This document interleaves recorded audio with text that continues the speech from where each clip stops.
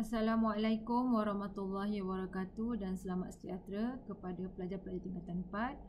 Okey, tanpa membuang masa, hari ini cikgu akan sambung pembelajaran kita iaitu di bawah topik sokongan pertumbuhan dan kestabilan dalam tumbuhan. Okey. Sekarang kita nak lihat persoalan yang pertama, mengapakah tumbuhan memerlukan sokongan? Okey, so semua harap dapat beri tumpuan. Okey, kalau tak nampak, tak jelas, okey, kamu boleh lihat pada muka surat 133 pada buku teks kamu. Okey, so lihat yang pertama, mengapa tumbuhan memerlukan sokongan? Okey, tumbuhan memerlukan sokongan untuk apa? Supaya tumbuhan-tumbuhan tadi dapat berdiri tegak. Okey, kenapa nak berdiri tegak? Supaya tumbuhan tadi dapat cahaya matahari. So tumbuhan memerlukan sokongan untuk berdiri tegak bagi mendapatkan cahaya matahari. Okey. So sistem sokongan ini, sistem sokongan ini sebenarnya dia memastikan daun terdedah kepada cahaya matahari. Apa pentingnya cahaya matahari kepada tumbuhan? Seperti yang kamu tahu, cahaya matahari sangat diperlukan oleh tumbuhan untuk melakukan proses fotosintesis. So itu adalah antara sebab kenapa tumbuhan memerlukan sokongan. Okey, ada lagi sebab yang lain kenapa tumbuhan memerlukan sokongan, iaitu untuk menampung berat tumbuhan dan menyediakan kekuatan untuk menentang tiupan angin. Okey, untuk mengelakkan daripada tumbuhan ni tumbang, rebah ataupun tumbang daripada tiupan angin. So dia memerlukan sokongan. Tumbuhan ini memerlukan sokongan. Okey, seterusnya kita lihat sokongan utama bagi tumbuhan. Ada dua sokongan utama bagi tumbuhan. Yang pertama ialah batang dan yang kedua ialah akar. Okey, untuk yang pertama kita lihat sokongan tumbuhan yang pertama iaitu batang. Okey. So yang pertama kita lihat batang. Sokongan yang pertama ialah batang. Okey, batang ini dia sebenarnya menyokong berat batang itu sendiri. Kemudian dia juga menampung berat daun, bunga dan juga buah. So itu adalah fungsi ataupun sokongan bagi batang. Sokongan utama bagi batang ialah untuk menyokong berat batang, berat daun, bunga dan juga buah. Okey. Kemudian, cikgu rasa tak ada masalah. Cikgu boleh teruskan. Okey, yang kedua ialah akar. Okey. So akar pula, macam mana akar memberikan sokongan? Akar memberikan sokongan kepada tumbuhan dengan mencengkam tanah.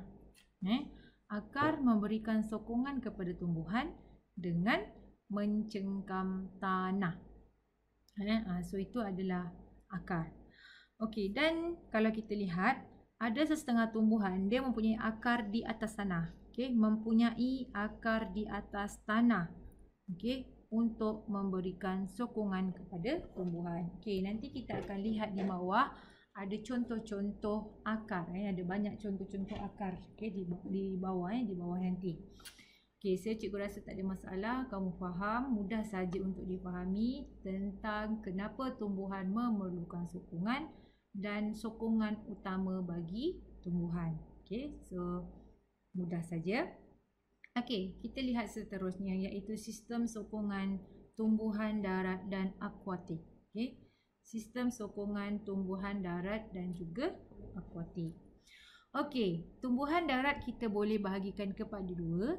Okey, yang pertama ialah tumbuhan berkayu dan yang kedua ialah tumbuhan herba iaitu tumbuhan tidak berkayu.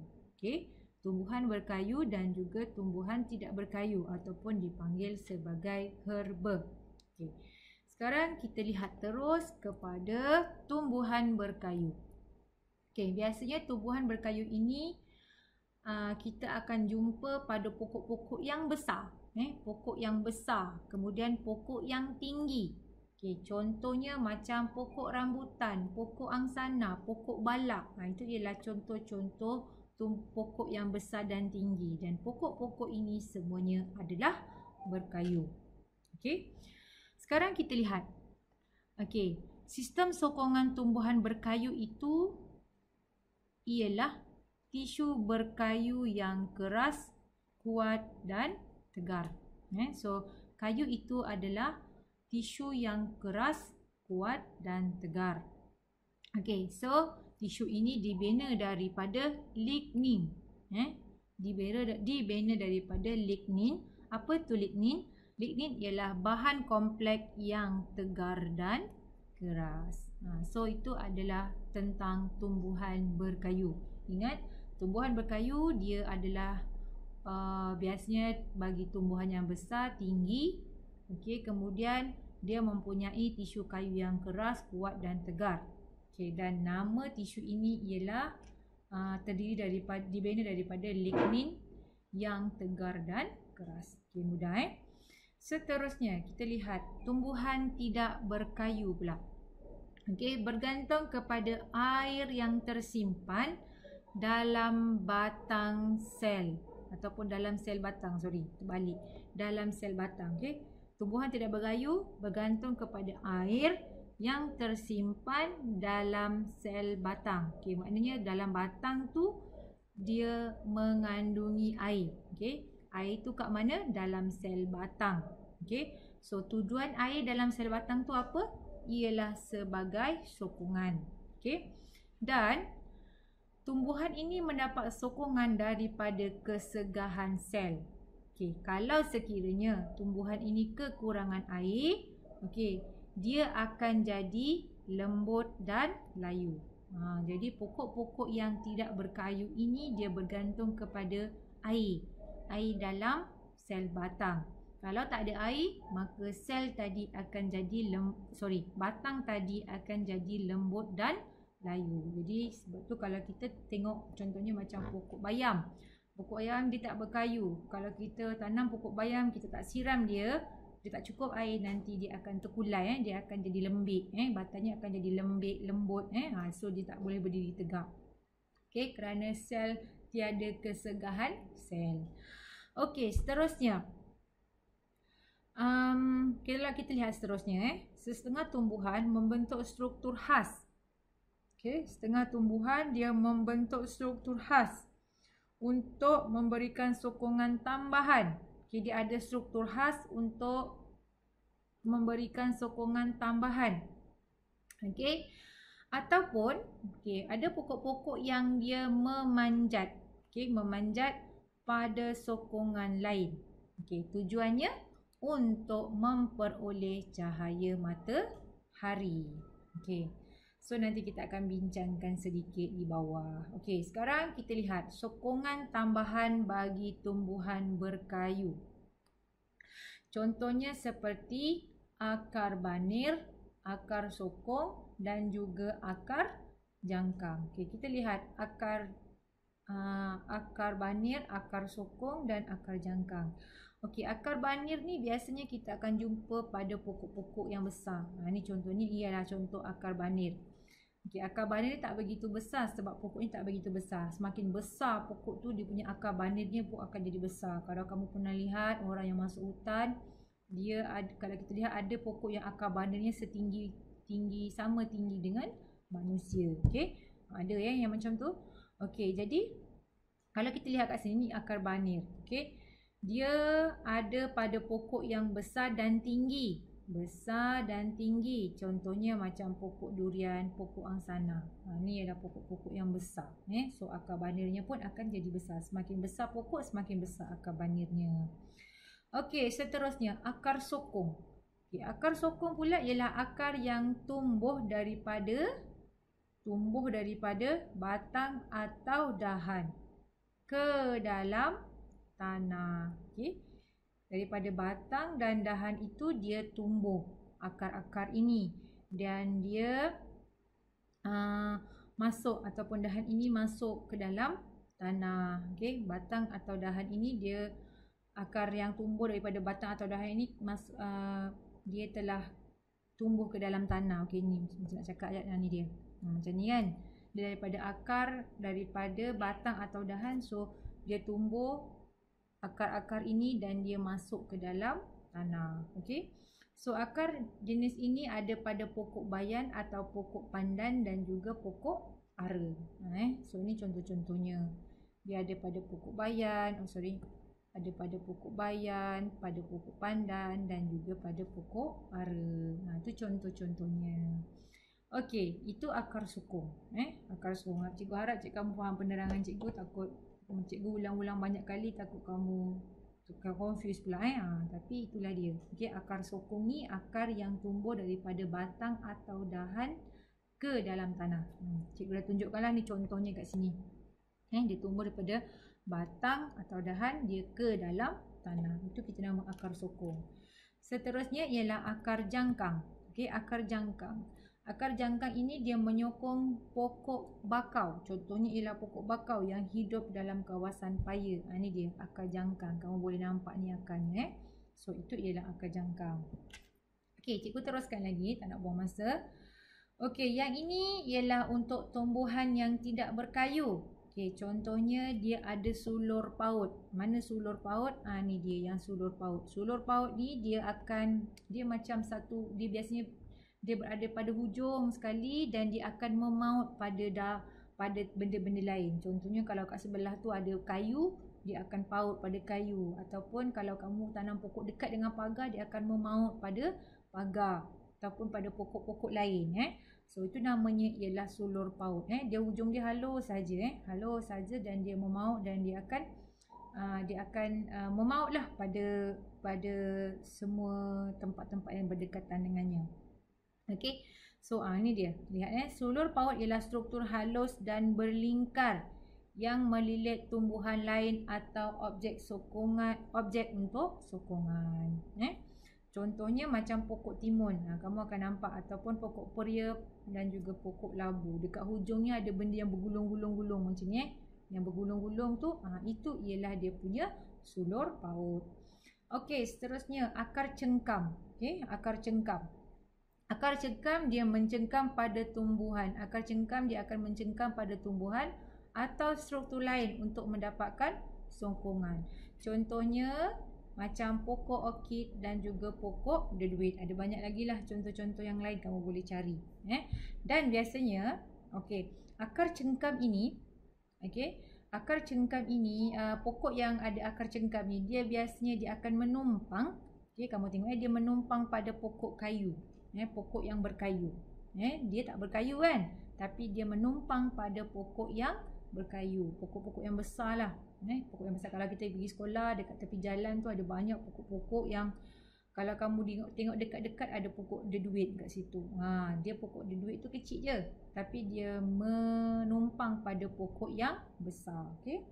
So itu ialah contoh akar sulur paut dan juga akar cengkam. Kita dah habis dengan tumbuhan darat. Sekarang kita pergi pada tumbuhan akuatik. Tumbuhan akuatik tidak mempunyai tisu berkayu. Akuatik dia tidak mempunyai tisu berkayu. Dan dia, macam mana dia dapat sokongan? Dia mendapat sokongan utama daripada daya apungan air. Dia dapat daripada daya apungan air. Right. Selain itu, daya apungan air apa? Kamu lihatlah pokok-pokok ni kalau kamu tengok dia boleh terapung di atas air. So dia ada daya apungan air. Selain itu, tumbuhan akuatik mempunyai batang dan daun yang mempunyai tisu erenkima. Pokok-pokok ni, tumbuhan akuatik ni mempunyai batang dan daun yang mempunyai tisu erenkima. Apa itu tisu erenkima? Tisu erenkima adalah terdiri daripada sel yang berdinding nipis dan membentuk ruang-ruang udara di dalam tumbuhan. So itu adalah kita namakan dia sebagai tisu erenkima. Okey, keapungan tumbuhan juga dibantu dengan adanya ruang udara ini. Okey. Keapungan dibantu dengan adanya ruang udara ini. Okey. Bagi setengah tumbuhan akuatik, tumbuhan itu membengkak dan mempunyai batang berongga dan besar bagi menambah daya apungan. Okey, kat sini gambar ni tak jelas nak tunjuk dekat sini dia ada batang yang berongga tadi. Tak begitu jelas Tapi kamu boleh tengoklah dalam buku teks kamu ada kawasan dia yang batang besar yang berongga. Okey. Okey, contohnya seperti pokok keladi bunting dan juga pokok teratai. Itu ialah contoh pokok-pokok akuatik So itu ialah contohnya. Okey, seterusnya menentukan usia tumbuhan berkayu. Okey, macam mana? Cikgu bagi cepat sebab tak nak video ni jadi panjang sangat. Okey, menentukan usia tumbuhan berkayu. Okey, pokok-pokok berkayu ni kita boleh tahu berapakah umurnya. Okey, berapakah umurnya? Macam mana kita nak tentukan berapa umurnya? Kita tengok dia punya gelang pertumbuhan. Okey, gelang pertumbuhan. Mana dia gelang pertumbuhan? Daripada gambar ni mana dia gelang pertumbuhan? Gelang pertumbuhan ini. Okey, kalau saya lukiskan ni, ni gelang pertumbuhannya. Okey, so daripada gelang pertumbuhan ni kita boleh kira dan kita dapat tahu berapakah usia pokok kayu tersebut. Okey, untuk menentukan dia punya usia dia ada dua cara. Dalam buku kita gunakan dua cara. Okey, sekarang kita lihat cara yang pertama. Okey, cara yang pertama. Kalau nak tengok berapa usianya, yang pertama kita tebang dahulu pokok tersebut. Okey, dan kita potong merentasi batang ataupun kita ambil satu keratan rentas bagi batang tersebut, potong kat tengah-tengah dia. Ni saya rasa kamu faham lah ni Kita potong tengah-tengah batang pokok tu, kita lihat keratan dia Okey, so kita lihat gelangnya dan kita kira. Okey, satu gelang mewakili 1 tahun. Jadi kiralah ada berapa banyak gelang di sini dan kita akan dapat tahu berapakah usia pokok tersebut. Satu gelang bersamaan dengan 1 tahun. Okey? Itu cara yang pertama. Dan ini ialah cara yang kedua. Dia tak perlu tebang pokok ni. Tidak perlu ditebang. Okey?